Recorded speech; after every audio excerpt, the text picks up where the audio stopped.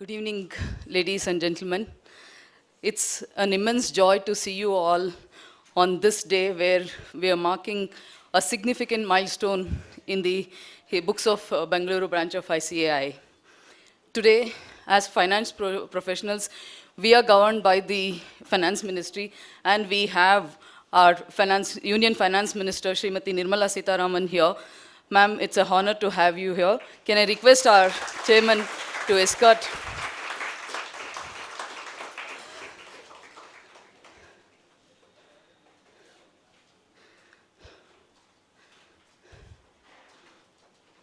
Welcome to you, ma'am.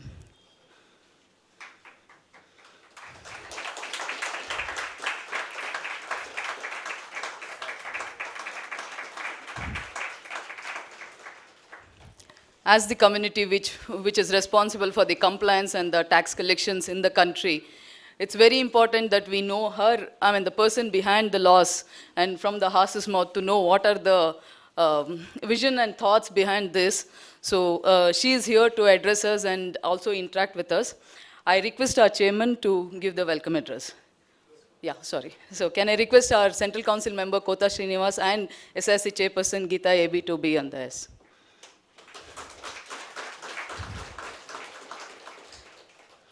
Respected dignitaries on the dais, our very special guest, Srimati Nirmala Sitharaman Madam, the Honorable Finance Minister of India,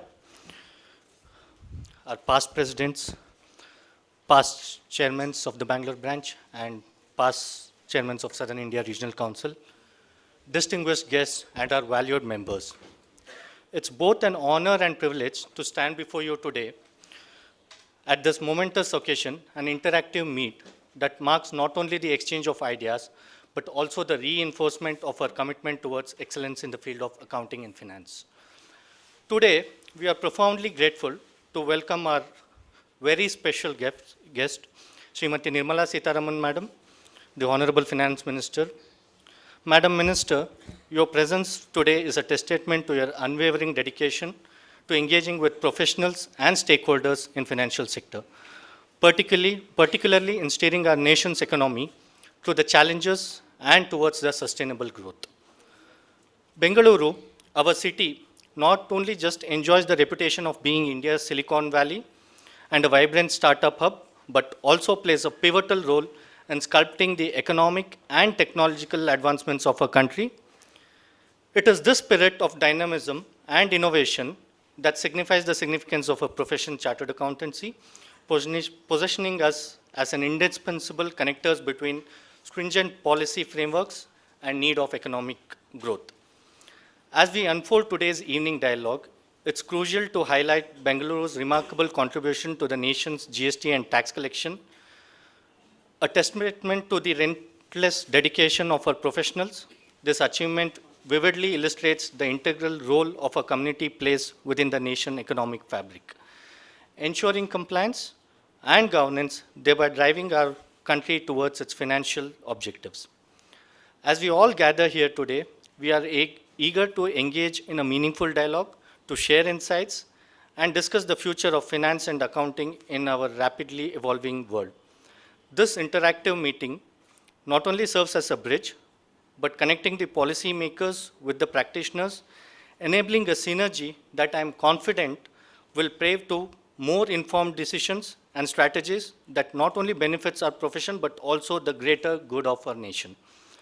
Madam Minister, we look forward for your enlightening address. Though it's an interactive session, it's my humble request if you agree to address us, and gaining from your vast experience and deep understanding both the challenges and opportunities that lies ahead of us. Your perspectives are invaluable in guiding our path forward, especially as we navigate through the complexities of the global economic landscape, adapt to technological advancements, and strive towards achieving the goal of an Atmanirbhar Bharat. In closing, Madam Minister, I would like to express my deepest appreciation for gracing this occasion, and your presence today is invaluable. This interactive meeting was a long due, Bangalore being the biggest branch. We are happy that you are here.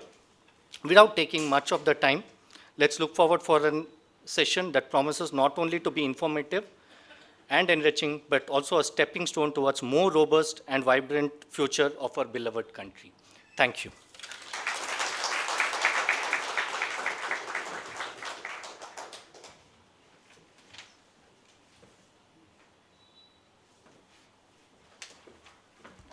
Yeah, like any beginning has to be an auspicious beginning. So we have the lighting of the lamp. Ma'am, can I request you to come to the dais, please?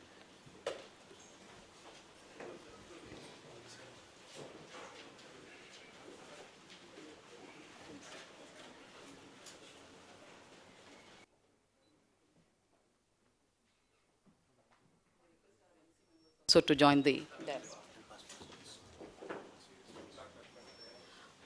Past President C.A.K. Raghu and B.P. Rao sir, can I request you to come on stage, please?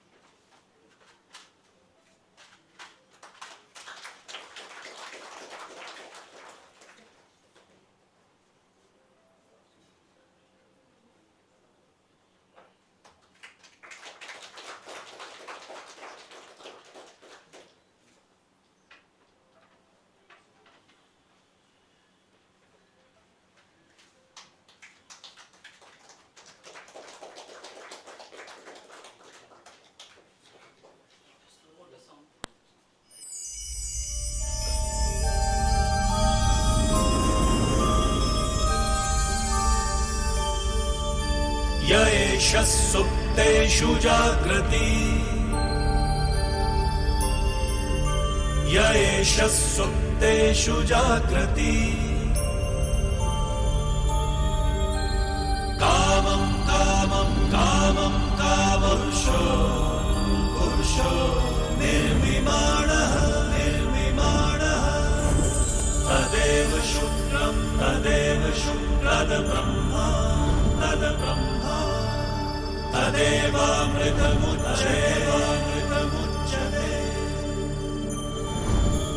तस्मिन् लोकः शतः सर्वे तदूनात्यपि कश्चन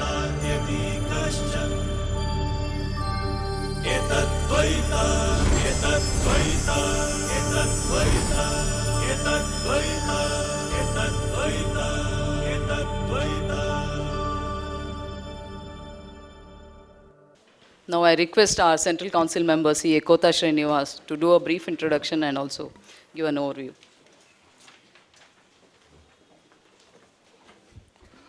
Sabhage Namaskara. Dignitaries on the dais, Honorable Minister of Finance, Srimati Nirmala Sitharaman, the Chairman and Secretary of Bangalore Branch, the Chairman of SIRC, the past Presidents of ICA and other distinguished members who are present for this interactive session. First of all, let me wholeheartedly welcome on behalf of Bangalore Branch, Madam, for this particular interactive session. I think she deserves a big round of applause. This is the first time, if I remember, a Union Minister cabinet level has come to our branch. Madam, as the chairman was telling in discussion, this is the largest branch in the country. ICA has got its head office in Delhi and 5 regional councils, almost 178 branches across India. Bangalore is the largest branch with more than 20,000 chartered accountants. In fact, Madam, previously we touched the active membership of 4 lakh chartered accountants. We have 4 lakh chartered accountants and more than 8.5 lakh students. Together, we should say we are the largest accounting body in the world. So we should be happy that under your ministry, we are working like this. As Madam said, there should not be a bigger introduction, only one-line introduction. I've just made 2 words introduction. Madam's name is Nirmala Sitharaman. NS means to give introduction in NS. I should say she is Nari Shakti. Nari Shakti for this country. because we have in our Hindu mythology various goddesses for various activities. We have Saraswati for education, Parvati for courage, and Lakshmi for finance. I should say all the three goddesses have blessed the madam. She is very well educated. The Saraswati has blessed her. And Parvati also blessed her. She was the defense minister of this country. And of course, Lakshmi is also blessed. She is the finance minister of this country. So she is the second defense minister, second finance minister of this country. And the last 2 years, whatever she has budgeted, madam, under your leadership, the collections have exceeded, both in the direct taxes and also in GST. So the credit should go to the Ministry of Finance, and a few credit we will take for the institute also, the members of this profession who have helped day in and day out for the government to get this, garner these collections, madam. So as we said, it's a very, very auspicious occasion to have the minister with us. And as we know, India 2047 Institute is also completing its 100 years in 2049. We also have a lot of plans. And as we know that we are partners in nation building, whatever the government comes forward, I would like to say, madam, the 4 lakh chartered accountants and 8,50,000 students of this profession always are with you. Recently, we had an interactive session with CPC Bangalore and also interaction with the CBDT chairman. So they were also very happy about the institute and the members of this institute. I only assure you, as a Central Council member, we will continue to work for the development of this profession. Thank you once again for being with us, madam.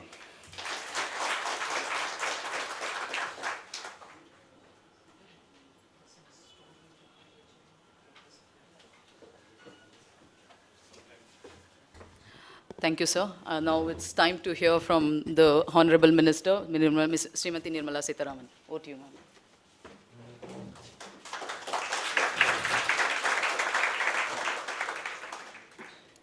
Good evening to all of you.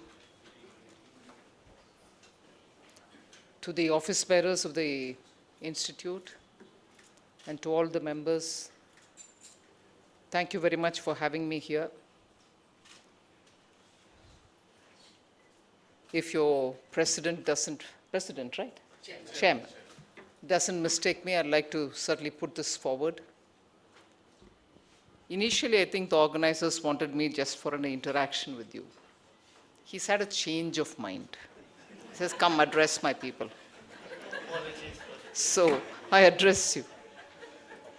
No, you don't have to apologize. I'm just saying, for good or bad, he wants me to address you. See, I'll take it from the way Honorable Prime Minister spoke to you all. Was it in 2019? 17, is it?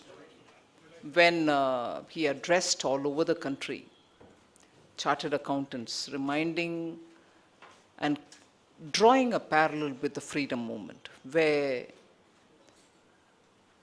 at that time, during the freedom movement, a lot of lawyers had left their profession, gave up very lucrative professions, and fought for the political freedom of India. And I distinctly remember Honorable Prime Minister saying it is now the time, marking 75th anniversary of India, which was getting closer then, that the chartered accountants, you don't have to give your life or you don't have to, give up your profession, but you have a very big role in building the economic strength of India. That was the larger message that the Prime Minister wanted to give, and that stands very relevant even today. More relevant today because he's also set this very clear target, and I'm not saying ambitious, a very clear target of Viksit Bharat by 2047. I didn't say ambitious because I think it is achievable. It is well within the power and the ability of Indians who have seen once in a century pandemic, a complete lockdown for 3 months, post that a partial lockdown, each state had its own partly opening, partly not opening, some areas getting locked down, and the rest of the state being open. So thorough disruption. Moratorium for companies so that they don't go into liquidation. Extension of especially sovereign guaranteed loans. And you were keeping the books balanced even in this kind of a disruptive environment. And post that, you're also seeing your own clients recovering from their difficulties. You're giving them advice about how the opening up actually is seeing a lot of newer developments, the kind of reforms which the government has taken, ease of doing business, which is now benefiting most sectors, and people are realizing that life can be simpler than what it was earlier. Like chartered accountants, for instance, I'm sure your headache about your clients' income tax details, not that your client is not wanting to give details, not that you don't want to do a fair job of it, but when pre-filled forms come from the board, the CBDT, you breathe a sense of relief, and your client also says, oh my God, yes, I did forget this one, yes, it has to be included. Or he says, no, this is not mine, please go back and check it up. So there is a lot of trust coming in this whole exercise, where the government trusts taxpayers, wants to take them on board to say, look, this is what we are finding in our system, something which pertains to you, a fixed deposit which you've forgotten. You got transferred from one place A to place B. You left your deposit there and you didn't include it. Would you want to include it? You realize not just for tax purpose, even your money, you'd want to go and pick it up. So like that, once these kind of technology-driven, trust-enriching steps which are being taken by the government, you as a professional realize that technology is doing good to you and to the client. Of course, it is doing good to the government. So, as we progress with the core essentials of chartered accountancy, you also realize competency in technology-driven keeping of accounts is now becoming more essential. Because it gives you an advantage. You can't be laid back to say, no, I'm keeping the books balance, somebody will look at the account. It is actually being tailored for every individual to file his return on his own.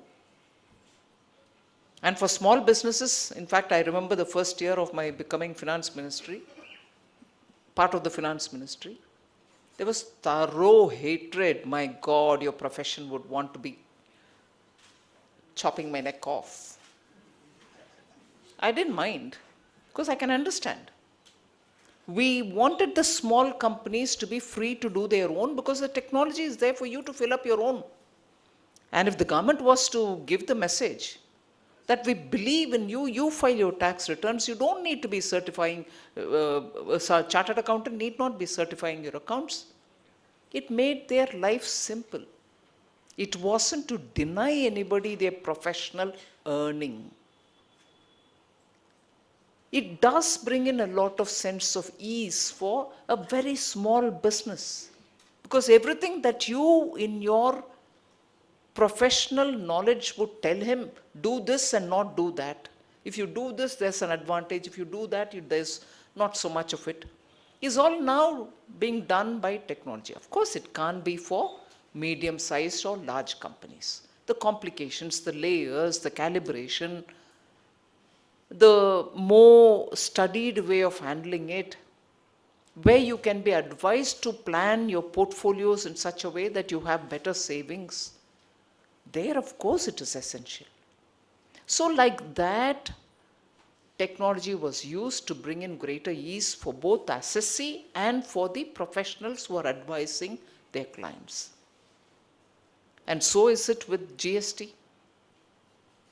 Now with the tribunals getting formed, I'm sure many of your little doubts, disputes, all will get solved in each of the states at the state level itself. And once you get used to it with a couple of cases, you're going to be able to fine tune it to perform even better. With experience, you're able to tell the government saying, do you want to do it this way? Do you want to do that way? And improve the system, because system works for both the parties. In this case, it works for three. And therefore, the approach Government of India has taken is to expect from chartered accountants to enable and to help in greater formalization of the Indian economy. We need more people to get onto the system. You can't remain in the shadow of the system, flourish there, but have occasional interaction with those who are in the formal system itself. So you can't really be surviving only being out of the system and functioning, saying I have nothing to do with the taxation, I'm too small, I'll remain out of taxation. I can continue with that. You can continue like that, nobody's stopping you, there's no force. But the benefits you, your business and the Indian economy can reap will be very limited. So the more you are able to interact with businesses which are small and who still remain in the informal, there is a need to build awareness to say, don't fear getting onto the formal system, because the normal fear is once I come there, I'll have to pay tax. It's not just for paying tax. You may end up not paying tax at all, even after coming onto the formal. You're coming on because you can reap the benefit of this open big world into which a lot of people are coming on board. Look what the digital payments have done. People didn't fear, if I get in there, I may end up paying tax. No. Why? Because they knew the transaction ease, the speed, and the access to newer markets are all doing good for his business. Why is that not happening, let us say, among small businesses? You need a digital revolution even in that area. Because the sense of fear that people have got built in their heads about, oh, this will mean that I'll have to submit an account every year, file my returns every year. It means I'm opening my systems up so that taxman is going to be after me. That is the fear which has to go out of people's minds. Because the benefit that you reap once you come onto the formal system is far more than what you can account for now. So that is one thing I would certainly elaborate, drawing from what Prime Minister spoke to you all. And that is absolutely now critical, because if by 2047 we want to leave an India for our future generations, for our children, for our grandchildren, to be happy and proud to live here. Today, people are going out for jobs. It is probably the reverse migration has started in the global sense. A lot of people are finding businesses, professions, career to be built in India, who have a global footprint as well. I would think that is a very good beginning to make, but by 2047, ideally, India should be a country which is worth for our grandchildren to stay and live and lead their lives and contribute to the country, rather than run away from here because opportunities, job satisfaction, career enhancement are better there and not here. That is where I think you have a very big role to play, not just with your profession, but also with your clients. Periodically also inform them about the improvements which are happening in the system, not just use of technology, but also the way in which professions are widening, the opportunities that are coming before us. I'm very glad to hear a lot of interest being shown about the International Financial Services Center, GIFT City, even when I was seated downstairs, and also in the earlier gathering, there's a lot of interest about IFSC, especially after chartered accountancy and financial services have all gone on to become part of the portfolio that GIFT City would handle. And something which I said in Gujarat the day before yesterday, I think it was also a gathering of chartered accountants. I did tell them that the GIFT City is envisaged to be not an Indian territory, but a territory located in India, like an SCZ, Special Economic Zone, for financial purposes. Of course, it does now ship leasing, aircrafts maintenance, repair, and so on, but many others as well. It is a territory located in India, but with all the global financial best practices in there. So the front door of, exactly this is what I told in Gujarat, the front door of IFSC is opened for all global operators in fintech, in banking, in bullion exchange, in stock operations, and insurance, also in ship leasing, also now fintech, inclusive of accountancy, insurance, and so on. The front door is open so that the global investors, global banks, global insurance companies, leasing companies can all come to India. But having located such an international financial services center in India and inviting all these to come, the front door kept open with all kinds of legislative and regulative practices simplified. One window regulation, you're not going to IRDAI separately, NAFRA separately, RBI separately, and so on, SEBI separately, and so on. All of them are together there in one entity. Now, if that has been done, it's with an intention that that will legitimately send benefits to India.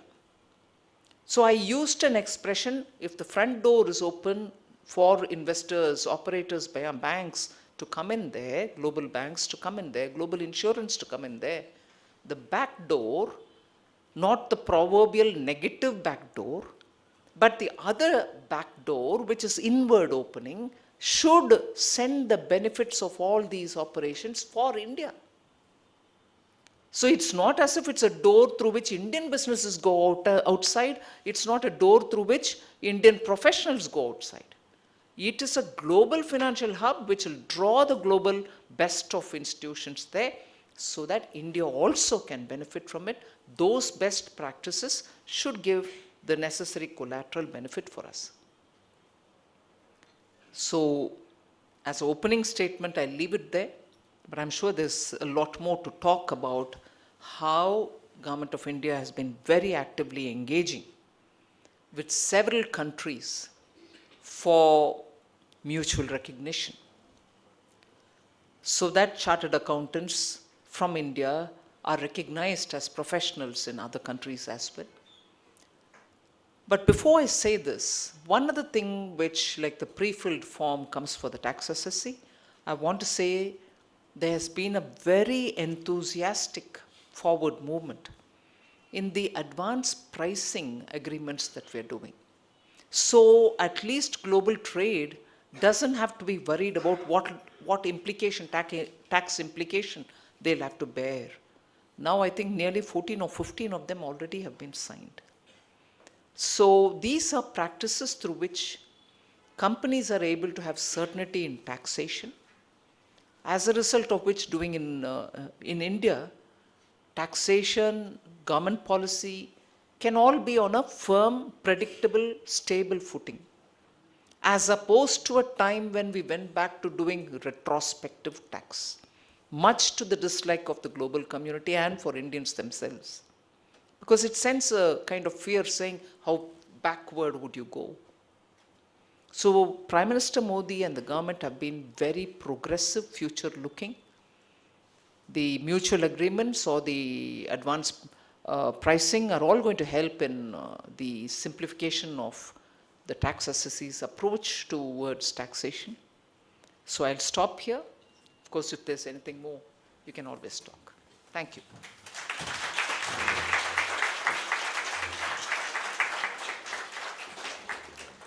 Thank you, ma'am. While it was not in the agenda, you paid attention to our heed and addressed us. Thank you so much. Yeah, it's now time for the interactive session where members can ask the questions. Ma'am, before I open the floor for the questions, I had a question general question to you, saying while India has performed and all the statistics say that Indian economy has grown over the last decade, but still economists from India only claim that India has not performed in the last 10 years and poorer become poorer. What is your response to that?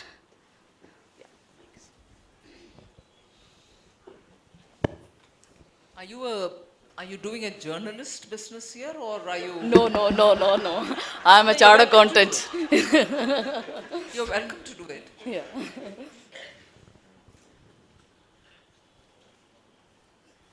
See, poverty, you particularly spoke about in. Did you use the word poverty? You didn't. Poor. Poorer become a poorer.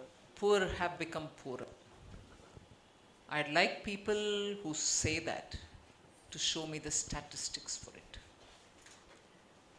Whereas the statistics with Government of India says, which is also concurred by uh, World Bank and IMF and global observers, is that despite COVID and because of the measures taken by the government, they say this, because of measures taken by the government, people have been saved from getting into extreme poverty.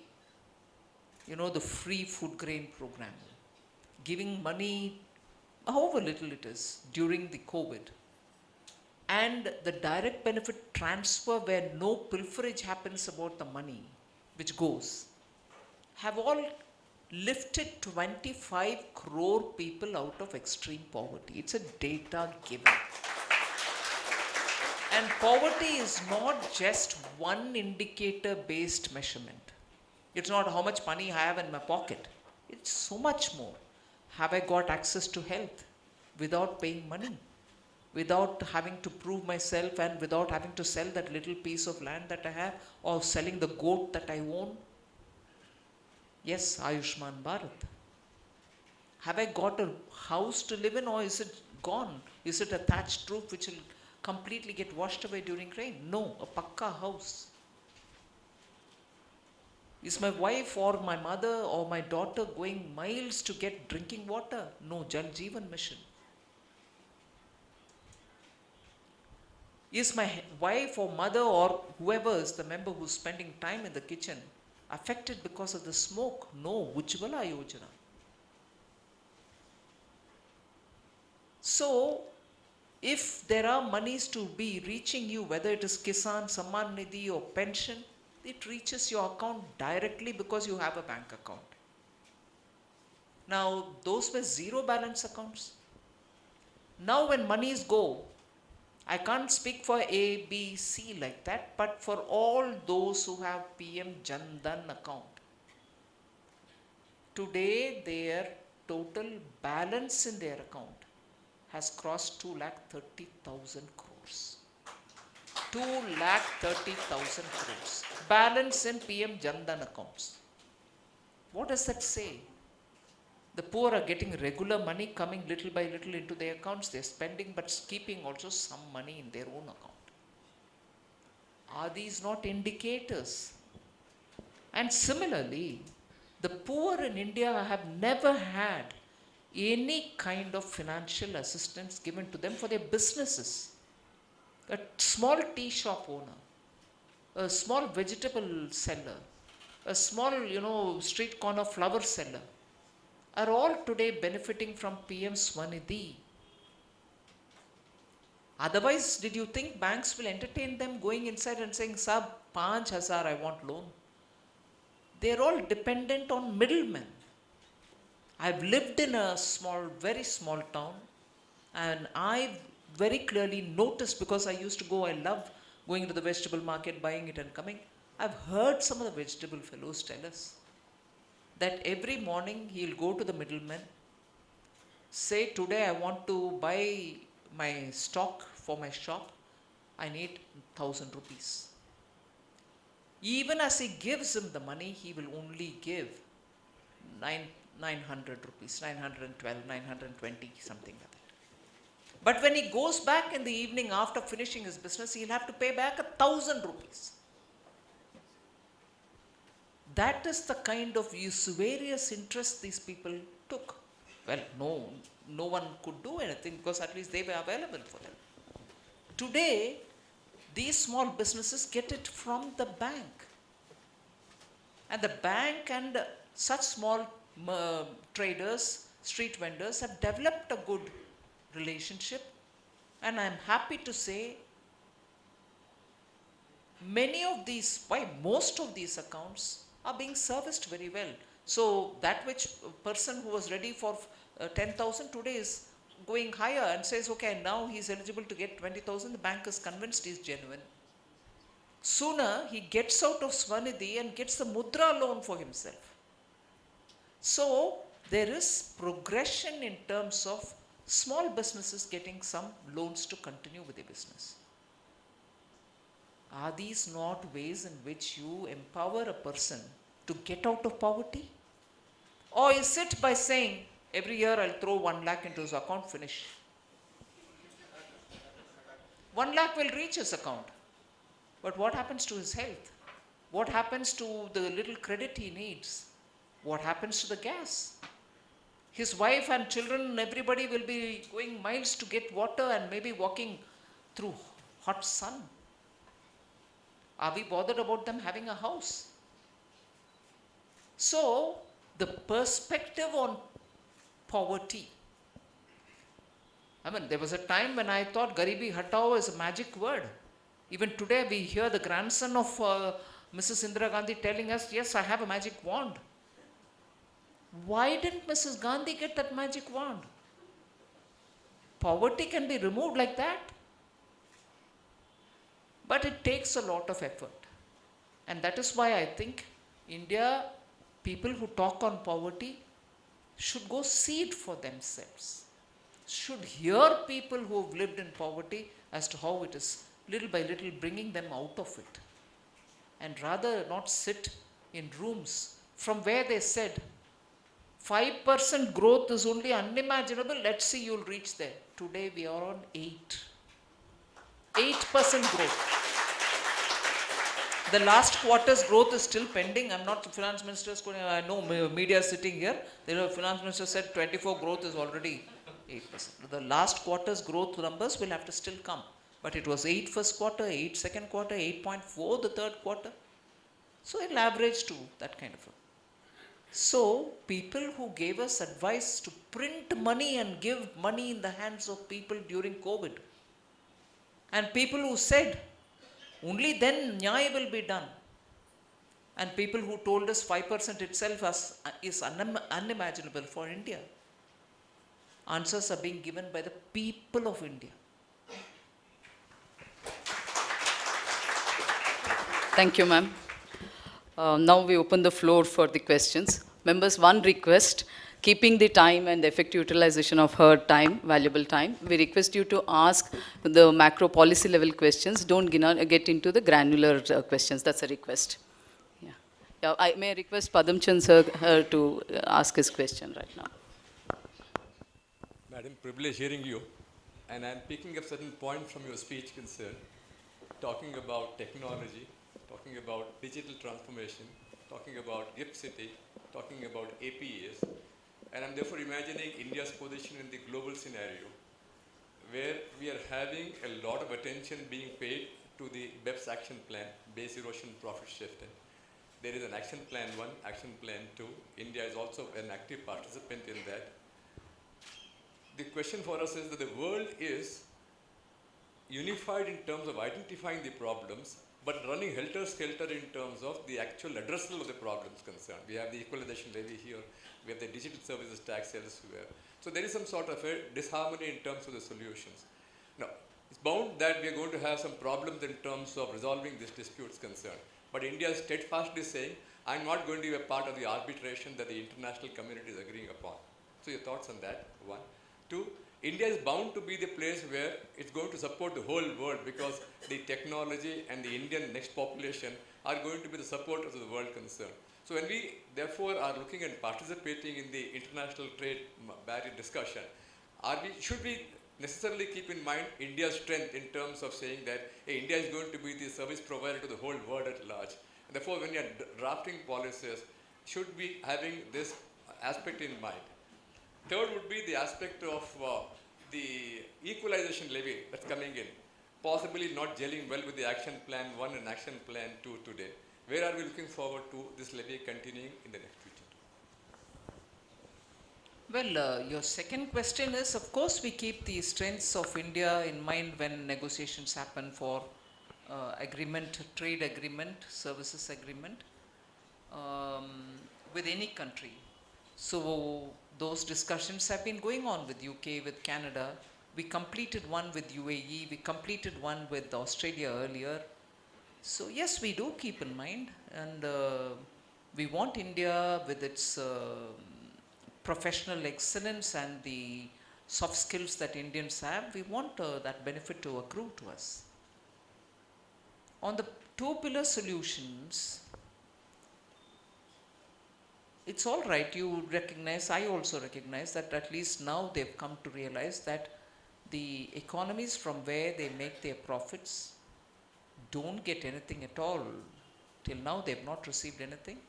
India, like country, did their own version of bringing an equalization levy. But before the two pillars are agreed upon, any attempt to remove this would deny India its sovereign right. But equally, we'll have to see how the pillar 1 solutions are getting arrived at. Pillar 2 solutions are also now, in many countries, there are discussions, some are not really comfortable with the kind of solution which is emerging. So that's some work to go on. 22 November it seemed, October it seemed like we could move faster. But I think the priorities of countries and the way in which they are looking at it is making the process consume a lot more time to resolve. So that is the answer to your second question. What was your first? Arbitration. India is not agreeing for arbitration as a method of resolving disputes interstate. No, we want our domestic laws to be given priority. Wherever there is a dispute, first of all, at least 2 years you try. If you don't get a resolution here through India's commercial courts, we are setting up commercial courts. So I would ideally think, and the government's feeling is that our own domestic courts should give their verdict on it. And beyond that, if there's a need, global.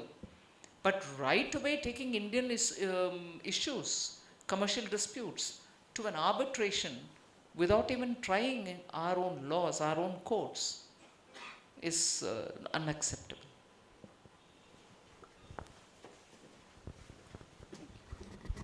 Yeah.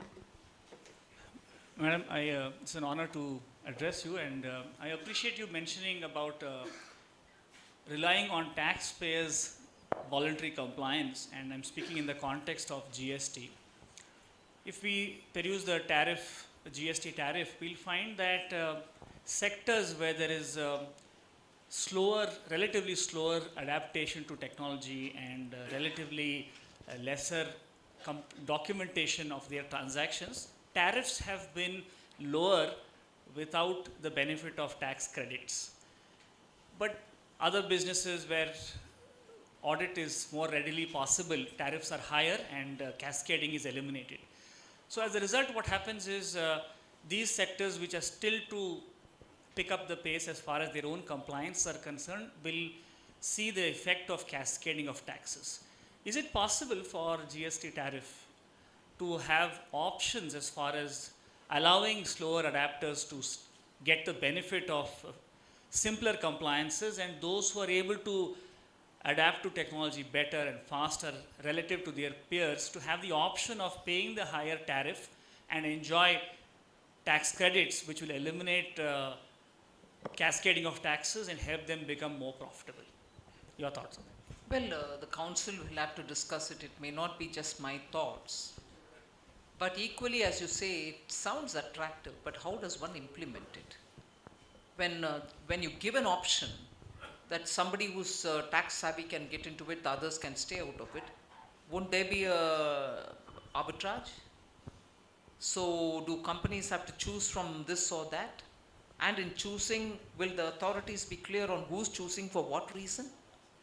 One. Second, even this lower rate, less compliance burden, but no tax credit is not decided by the council. The industry sectors themselves come and say, no, we don't want credit, please don't put us on it. Now, it's all right for us. I would be very impressed hearing you. I'll go change it. I'll have 10 groups sitting in North Block tomorrow. Most often, decisions are taken after hearing the industry sectors, if they want it this way or that way, and finally we think we've heard all of them and therefore we take a position. There is a 11th one who comes saying, no, you didn't consult me, I don't want it this way. So we need constantly to keep in touch with sectors and take them on board for any decision that we take in all these matters. Good evening, ma'am. Wanted to pick up on the digital transaction, digital effort. India is a very robust, dynamic financial system with very fast-moving transactions. Naturally, because we have the largest number of transactions, we are also the location where most cybercrime is happening. But globally also, cybercrime is evolving at a very fast pace. Are we looking at new enforcement, new regulation to tackle this forward-looking? Yes, a lot of work is happening on it. I wouldn't be able to say whether it is in one particular direction or another. Cyber crimes are very seriously handled. There is a whole lot of agencies within the government who sit together and see where it is, what's the depth of it, what extent is it spreading and so on. So it is addressed every now and then. There's no one solution for all.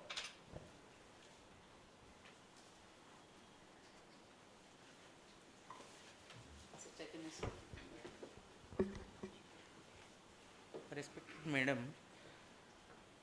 there is an acceleration in tax gathering by the government after you came to this position as Finance Minister. This everybody in our profession know very well.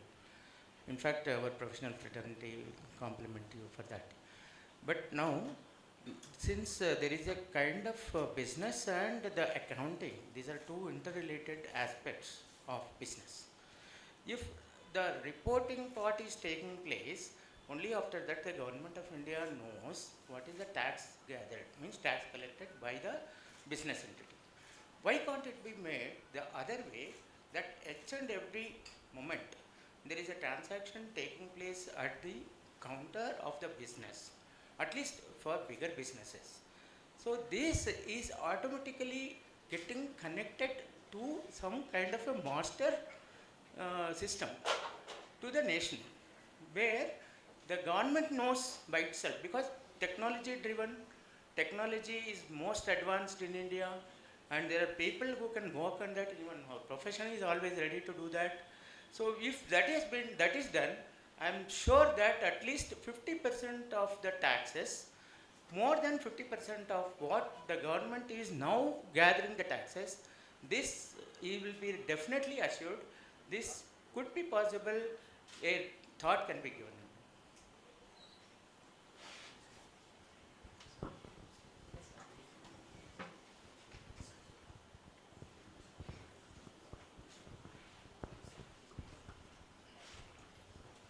Good evening, Madam. Thank you so much for addressing our chartered accountants. And I'm sure we are going to touch 5 trillion economy very soon. And Government of India is also working towards skill development and lot of various incentives for MSMEs. My question here is that what is the future vision in terms of innovation and reaching best productivity? Well, I think there's a lot of work happening in terms of innovation. Government is trying to support them. Anusandhan Kosh, which is now announced in this vote on account budget, is also for creating that corpus which is necessary for giving support for research and also for risk taking in the private domain for greater innovation to happen. Normally, funds for the private sector wouldn't readily come in.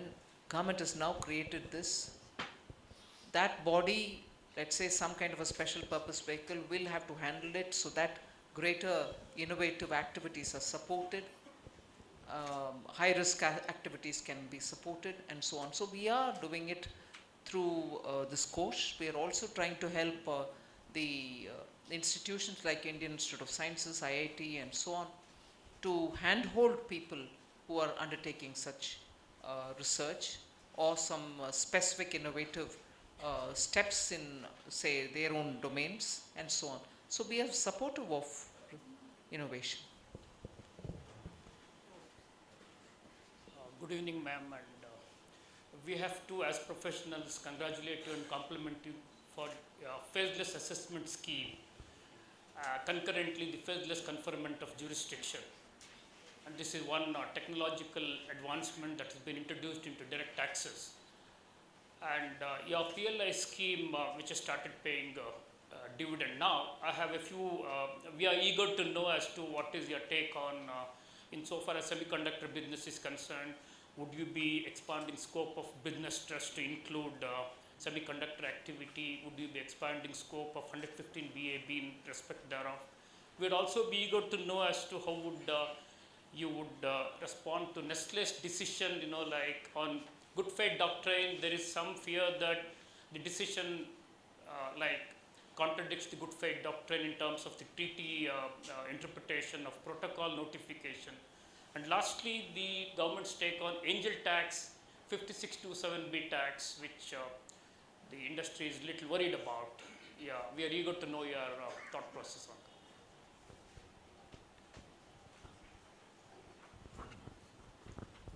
The angel tax matter is something on which we've spoken a lot. It's not the intent of the government to go taxing startups or anything. And that clause was not incidentally brought by us. It's been there since. It was brought in with an intent, and we see an element of that being relevant even today. And as a fallout of it also, the way in which shell companies were identified, and a lot of measures were taken to remove shell companies by MCA.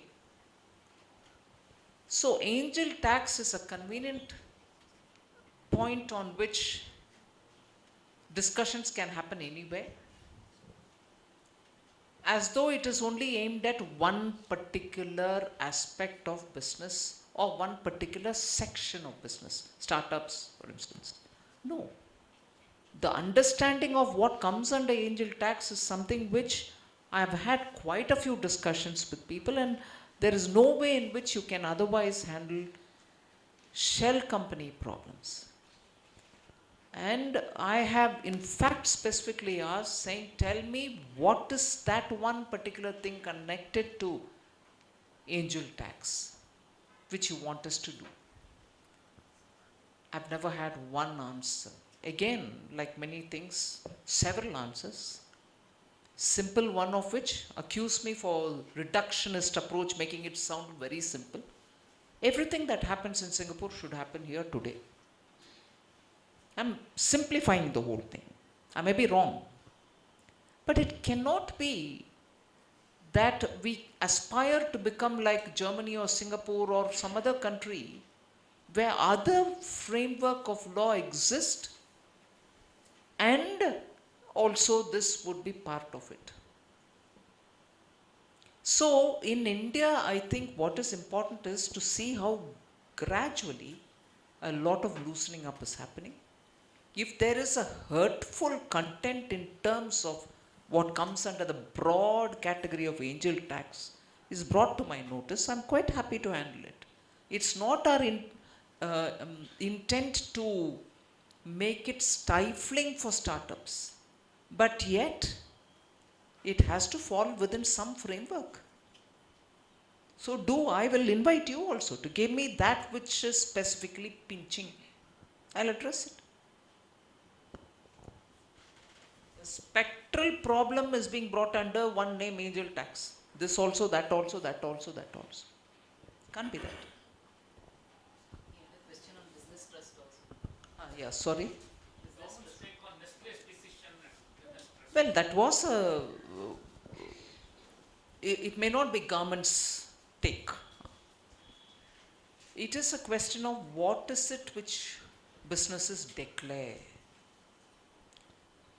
And from the point of view of health, today our expectations, so are many countries, almost most countries, expectation that things which have to be avoided will have to be said, that be cautious, this has this much. So there is a ethical expectation from business to disclose. Was it adequately disclosed or not is the question about Nestle now. Yes, go on. This is not in Nestle's health issue. This is Nestle's decision. The Supreme Court. Oh, okay. Yes, yes. There's a lot of. I understand. I was addressing the sugar content in food. In fact, we're happy to get that answer. That's right. Because that's very important that businesses declare it. Yeah, on the Supreme Court, I think it's come out very openly. There's nothing more for me to add on that decision.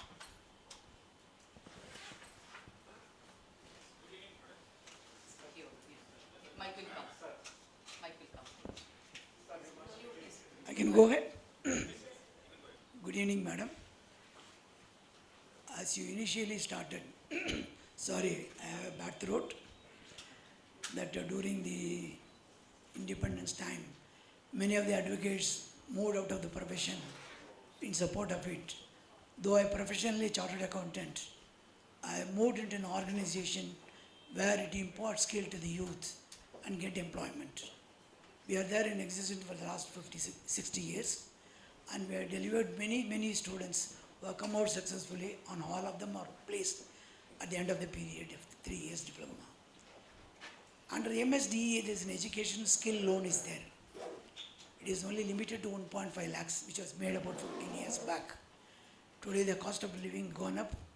We have to take care of the teaching staff. So I made a request whether this 1.5 lakhs to be increased to 2.5 lakhs for the benefit of the economically weaker section society people to avail the loan and get the skill on hand and get employment. Thereby he contributes the skill India with a nominal rate. The request has been made through MSDE. The notification was given by MSDE. That's one question. Second question, there was a fund called Technology Services Revolving Fund.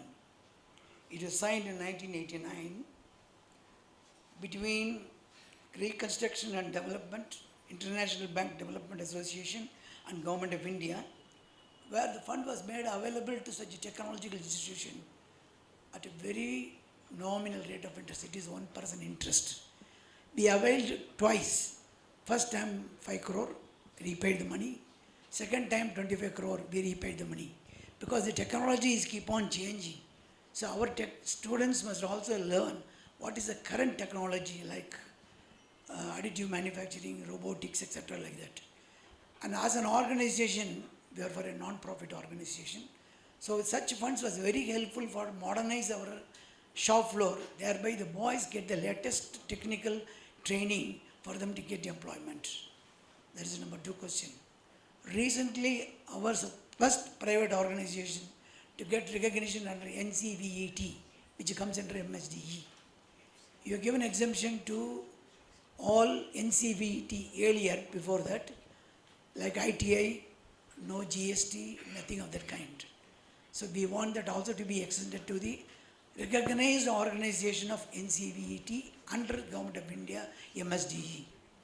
The last question, these, Sorry. Only 3? Positive times also. Okay, sorry. Your first question is a suggestion. I'll have to pass it on to the concerned ministry about the scholarship amount being increased. The second about a technology rotating fund, I'll have to go see whether yours is not getting, whether that is closed, whether there is a renegotiation or whatever. So I'll need to check up on that. I may not be on the top of it. The third which you said was about GST exemption All right. I'll have a look. I'll have to check it up with the council. Okay, we'll take one last question, considering the paucity of time. Enough time, I mean, she has another meeting to attend. Ma'am, we have a small felicitation for you, we request you, no, please accept that. Okay, No felicitations. Thank you.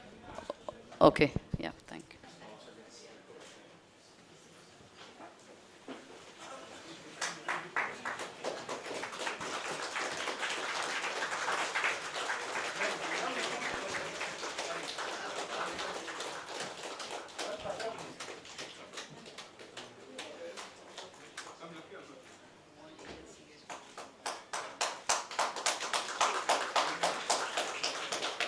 Ma'am, thank you so much for gracing this occasion and addressing all of us and also giving us an enriching address. Thank you so much, ma'am. Yeah.